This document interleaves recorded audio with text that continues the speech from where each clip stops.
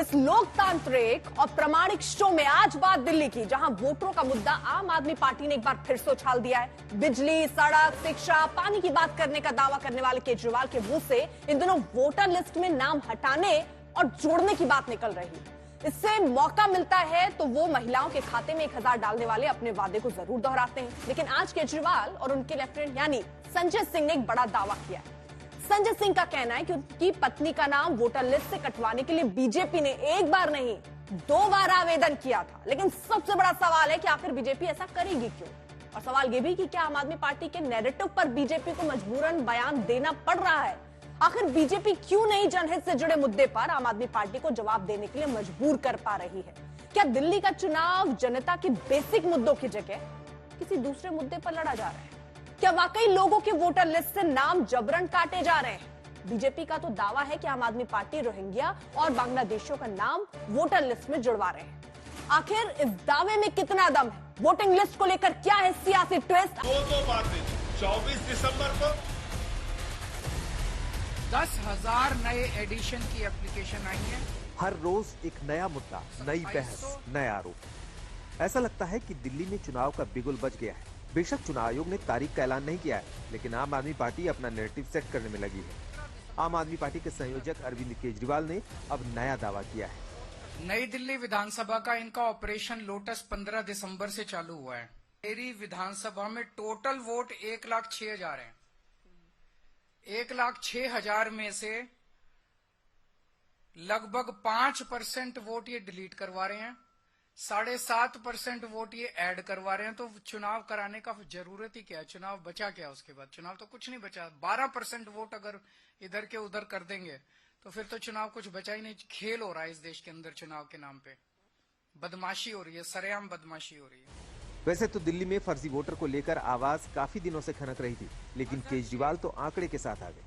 केजरीवाल की माने तो नई दिल्ली विधानसभा क्षेत्र में 12% वोट में हेरफेर किया गया है। आपको बता दें कि नई दिल्ली विधानसभा सीट से ही अरविंद केजरीवाल एक बार फिर आपके उम्मीदवार हैं। इसी सीट से माना जा रहा है कि बीजेपी परवेश वर्मा को मैदान में उतार सकती है। इसलिए जवाब भी बीजेपी की तरफ से परवेश वर्मा ने ही दिया। उन्होंने सोशल मीडिया पर केजरीवाल पर पलटवार किया। लिखा, पहले हारने पर ईवीएम का सहारा लेते थे, अब कह रहे हैं कि रोहिंग्या और बांग्लादेशियों का वोट काट रही है बीजेपी।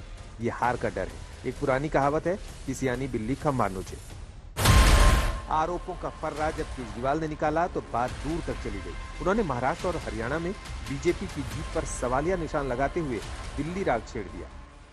दिल्ली में बीजेपी चुनाव हार मान चुकी है।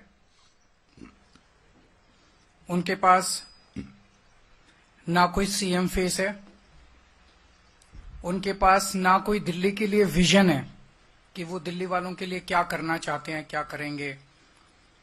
ना उनके पास कैंडिडेट्स हैं। अब बीजेपी बेईमानी से चुनाव लड़के किसी भी तरह से जीतना चाहती है और वो सारे हथकंडे अपना रही है। एक तरह से भारतीय जनतंत्र को उसने ताक पे रख दिया है। उनकी बला से देश जाए भाड़ में।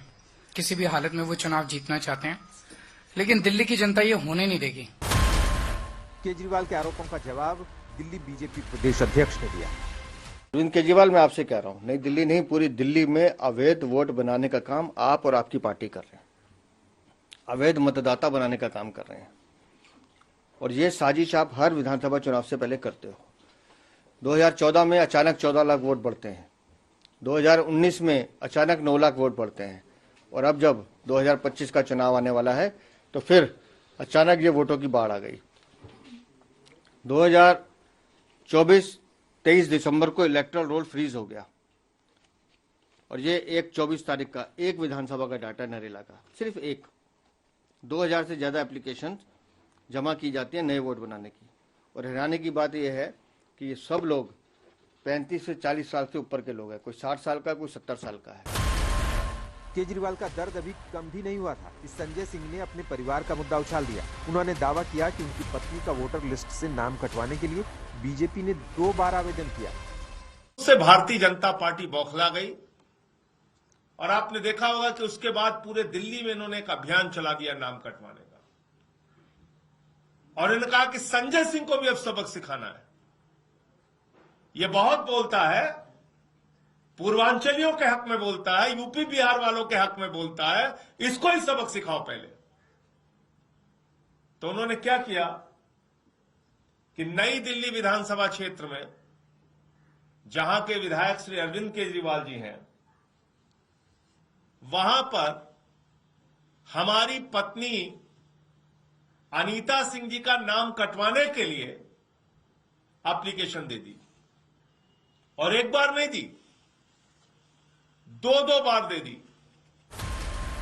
संजय सिंह इसके जरिए पूर्वांचली का मुद्दा भी जोर शोर से उठा रहे हैं। वो लगातार आरोप लगा रहे हैं कि बीजेपी पूर्वांचलियों से नफरत करती है, इसलिए पूर्वांचलियों के वोट कटवा रही है। अब सवाल उठ रहा है कि आखिर मतदाताओं के नाम जुड़वाने और कटवाने के क्या है इनमें।